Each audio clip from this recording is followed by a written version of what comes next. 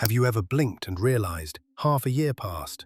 Not just a day, not a week, but entire seasons gone, as if life hit fast forward while you were trying to press pause. Childhood felt infinite, didn't it? Long summers, endless school days. But now, it's Monday, then it's Friday, then it's a new year, and you can't remember what even happened.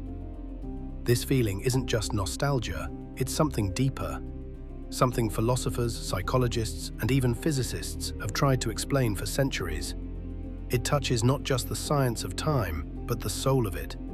Hello and welcome everyone to the Popular Philosophy.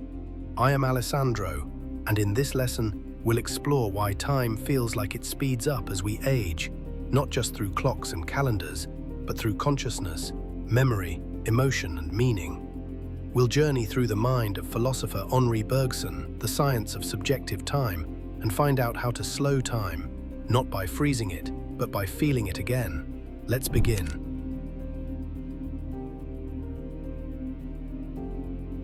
You've been lied to about time, not by a person, but by a system. Everyone that tells you time is simple, logical, linear.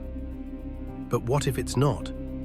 Time, as we know it, is treated like a ruler, straight, measured, divided, seconds, minutes, hours. It's a line we walk, never able to look back or jump forward. But this isn't how we live time, it's how we count it. When we're young, each year is massive. A 5-year-old has lived through only 5 birthdays, each one 20% of their entire life. But a 40-year-old, a year is just a blip. And yet, we still treat all years as equal. Philosopher Henri Bergson challenged this. He said what matters isn't time itself, but how we experience it. The internal flow of consciousness is not divisible into seconds or days. It's fluid, emotional, alive. This chapter unpacks how the industrial age, clocks, and calendars shaped our external relationship with time, creating the illusion of its uniformity, while crushing the internal truth that time is personal, elastic, human.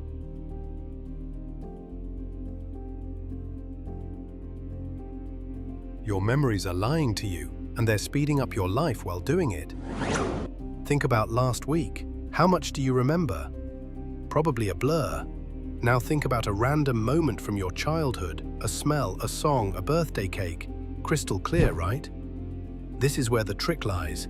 As we age, our brains shift from novelty-seeking to efficiency. We form routines, and routine doesn't make memories. Memory is built from emotional spikes, not repetition. This means the more predictable your life becomes, the fewer memories you encode. And with fewer reference points, your brain compresses time. A year filled with routine will feel shorter in hindsight than a week filled with adventure. Bergson believed memory was key to understanding time, not the storage of facts, but the blending of past into present. The more vivid your memory, the slower time feels. The more blurred it is, the faster it slips through your fingers. What if the clock isn't wrong, but just irrelevant? Bergson introduced the concept of la durée, translated as duration. It's time not as measured, but as lived. Not what the clock says, but what your soul feels. Duration is why 2 people can spend the same hour doing the same thing, and one feels like it lasted forever, while the other says it flew by. Duration is shaped by emotions, presence, and depth of experience. When you're anxious, time drags. When you're joyful, it dances. This chapter goes deep into duration as a lived rhythm, one that resists measurement. You'll discover why scrolling Instagram compresses hours into oblivion, but painting, writing, or walking in silence can expand a single hour into eternity.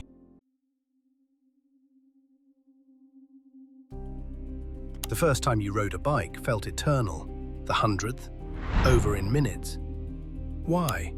Our brains are wired to slow down when faced with novelty. That's why kids, who are constantly learning new things, experience slower time. Every day is a new terrain.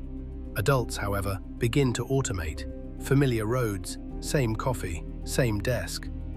Life becomes habitual, and habits don't imprint. they erase. Bergson argued that living intensely, emotionally, and creatively returns us to a deeper sense of time, one where each moment is full, not shallow and repeated. This chapter teaches how to inject novelty back into your life, not by quitting your job or traveling the world, but by being more aware, curious, by creating more first times in ordinary days.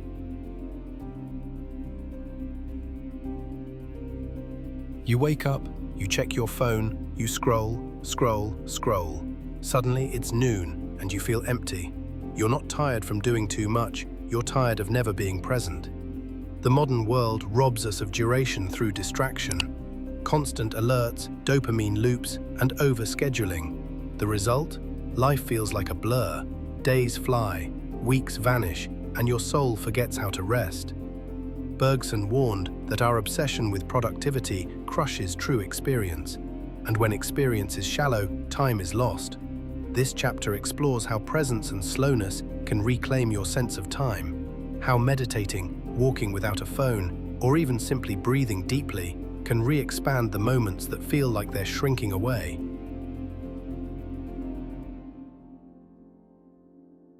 Time doesn't just pass, sometimes it hurts. Regret, grief, nostalgia, these aren't just emotions.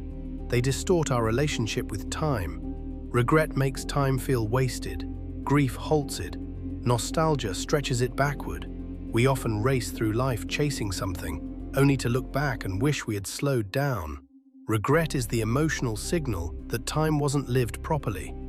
Bergson's answer to regret was simple: return to experience. Make the now so rich you stop chasing the past. In 1922, Bergson and Einstein had one of the most iconic intellectual debates in history. Einstein saw time as part of space-time, absolute, measurable, and mathematical. Bergson saw time as human, fluid, and deeply psychological. Einstein said philosophy couldn't change time. Bergson said science couldn't explain how it feels. This chapter teaches how to process emotional time, how to slow regret by living deeply, how to turn grief into gratitude, and how to shift from time as loss to time as presence.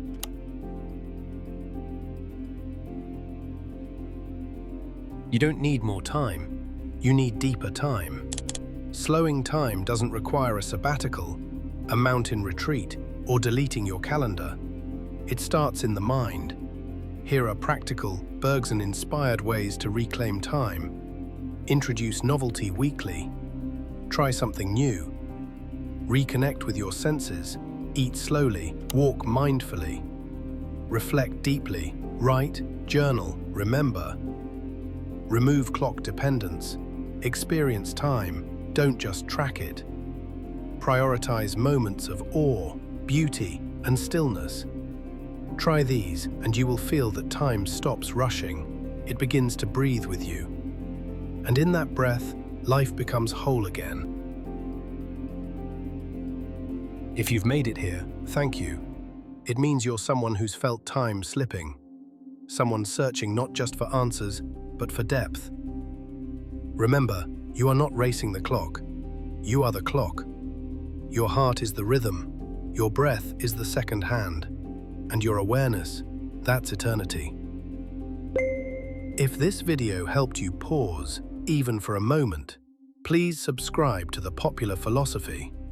Join our growing community of thinkers, seekers, and soul travelers trying to live more intentionally in a world that moves too fast.